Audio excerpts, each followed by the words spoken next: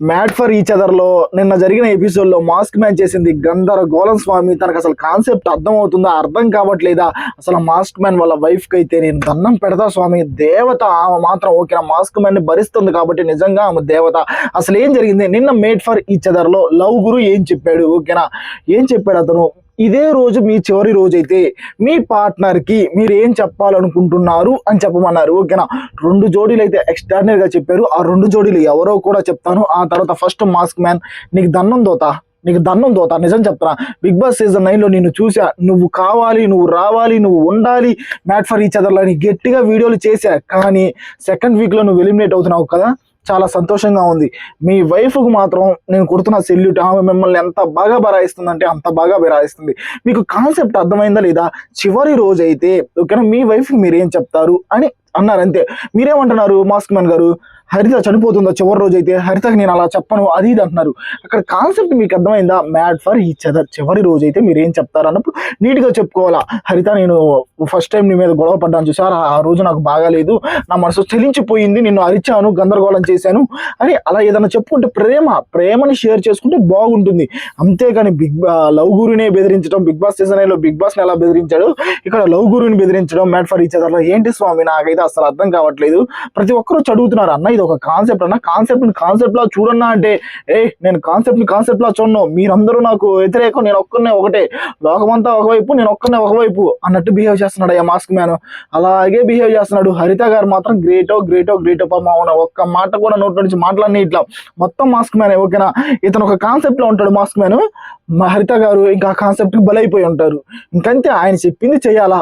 దేవత మేడం గారు మాత్రం దేవత అనుకున్న ప్రతి ఒక్కరు లైక్ కొట్టండి. నాకైతే బిట్టు అండ్ సంధ్య వీళ్ళు చెప్పారు మామ, ఎక్స్ట్రాడినరీ గా చెప్పారు. చివరి రోజు అయితే బిట్టు అయితే సూపర్ గా చెప్పాడు. సంధ్యకి అమ్మ నాన్న ఎవ్వరు లేరు. బిట్టు అంటున్నాడు, ఒకవేళ నేను చనిపోతే సంధ్య నువ్వు బాధపడకు ఓకేనా, లైఫ్ ని ఎలా లీడ్ చేయాలో తెలుసుకో ఓకేనా, ఇంట్లో బంగారం ఉంది, డబ్బులు ఉన్నవి, అవి జాగ్రత్తగా ఉంచుకొని నీ లైఫ్ నువ్వు లీడ్ చేయటం, ఇండిపెండెంట్ గా ఉండు అని అన్నప్పుడు మాత్రం బిట్రో, నీకు తెలుగు రాపోయినా నిజమైన తెలుగోడు అనిపించావయ్యా.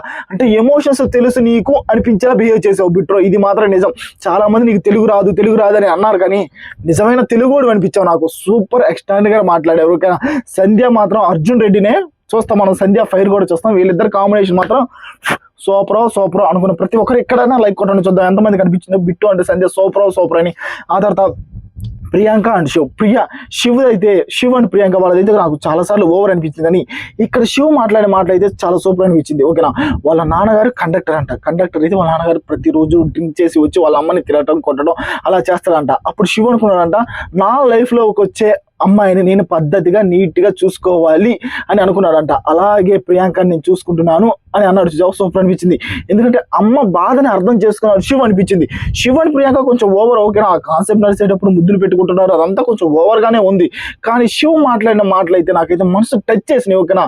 ప్రతి ఇంట్లో ప్రతి కుర్రవాడు బాధపడే బాధని శివ్ నీట్ గా చెప్పాడు. ఎందుకంటే వాళ్ళ నాన్నగారు డ్రింకింగ్ అంట, అలా డ్రింకింగ్ చేసే ఫాదర్ ఉంటే ప్రతి కుర్రోడికి బాధగానే ఉంటుంది ఓకేనా. ఎందుకు మా నాన్న ఇలా అయిపోతున్నాడు అనే బాధ అయితే ఉంటుంది.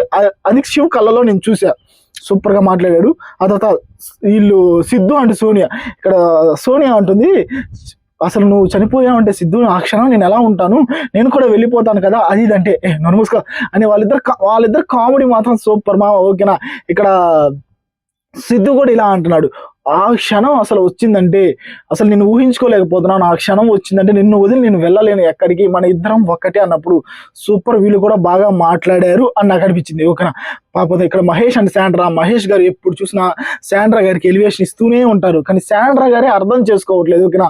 ఆ కాన్సెప్ట్ని, ఆ థీమ్ని అర్థం చేసుకోవట్లేదు అని నాకు గట్టిగా అనిపిస్తుంది శాండ్రా గారు. కాకపోతే వీళ్ళు కూడా పర్లేదు బాగానే చెప్పారు ఓకేనా. నువ్వు నా లైఫ్లోకి వచ్చిన తర్వాత నా లైఫ్ చేంజ్ అయింది అది ఇదని నూకరాజు అండ్ ఆశ వీళ్ళు బాగానే చెప్పారు. ఆ తర్వాత నటరాజ్ మాస్టర్ అండ్ నీతు వీళ్ళు సూపర్ ఎక్స్ట్రాడినరీగా మాట్లాడారు ఓకే. నటరాజ్ మాస్టర్ కూడా ఎక్స్ట్రాడినరీగా మాట్లాడారు. ఇది మన లైఫ్లో మనకు వచ్చి ఒక ఛాన్స్, ఈ ఛాన్స్ మనం యూజ్ చేసుకుని మనం ఏదైనా చెప్పలేకపోతే మన పార్ట్నర్కి అవి ఇప్పుడు చెప్పుకోవాలి అని ఆయన థింక్ చేసిన విధానం అయితే సూపర్ అనిపించింది. అలా థింక్ చేయాలా, కానీ మాస్క్ మ్యాన్ అలా థింక్ చేస్తున్నాడు, కెమెరాస్ ముందు అరిచేస్తున్నాడు ఓకేనా. నేను ఎందుకు అలా చేస్తాను, మా హరిత చచ్చిపోతుందా, చచ్చిపోవడం ఏంటి, అసలు ఎదురుంటే కొట్టేస్తాను మిమ్మల్ని, అది ఇది అని మాట్లాడుతున్నాడు అయ్యా మాస్క్ మ్యాన్. నువ్వు ఎలిమినేట్ అయిపోవడమే మంచిది అని నాకు గట్టిగా ఇప్పుడు అనిపిస్తుంది. మీలో ఎంతమందికి మాస్క్ మ్యాన్ నిజంగా ఎలిమినేట్ అవ్వడమే మంచిది అనుకున్న ప్రతి ఒక్కరు లైక్ బాక్స్ బద్దలు కొట్టండి మామ. చూద్దాం ఎంతమంది బద్దలు కొడతారో కామెంట్లో కూడా తెలపండి. కుదిరితే మన ఛానల్ ఫాలో అవ్వండి.